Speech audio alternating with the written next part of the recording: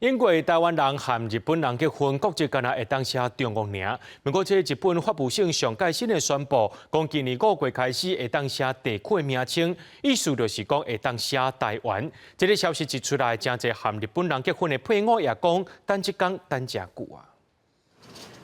内政部统计，当年差不多有800到1000个台湾人和日本人结婚，但是伫日本登记户籍、加注本地国籍的时阵，原本台湾人敢会当选使用中国。即摆日本法务省宣布要推出户籍的新制，今年5月开始会当伫国籍栏标示地区名，台湾人实质会当登记台湾这2字。听到消息后，真侪和日本人结婚的台湾人拢真欢喜，很期待可以拿到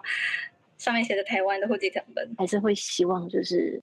那一栏会是写成台湾这样。其实伫日本历经一段时间的台湾人，持有的住民票和居留卡，拢已经伫出生地南为标注台湾。即卖户籍的文件嘛当写台湾，这伫个日的台湾人社群时引起讨论。真侪人拢讲，等正名真正是等足久的。对中国不满抗议，日本法务大臣铃木兴优是回应讲，这是日本内政上的判断，无回答的必要。相信未来透过日本户籍誊本的正确标示，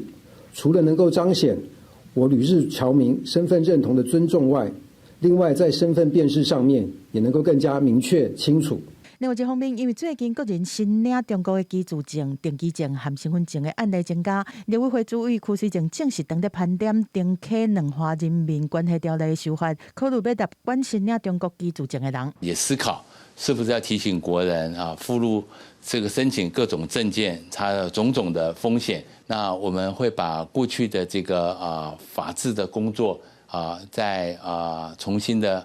再来审视。中国伫2018年推出居住证开放台湾人申请的时阵，咱国都甲这定调是统战的策略，建议申请的民众应该向主管机关主动申报登记，但是做法是引起议论，造成相关修法暂停。修法的草案敢会伫新的会期提出？对这邱水正是强调讲会拍拼来达成。记者综合报道。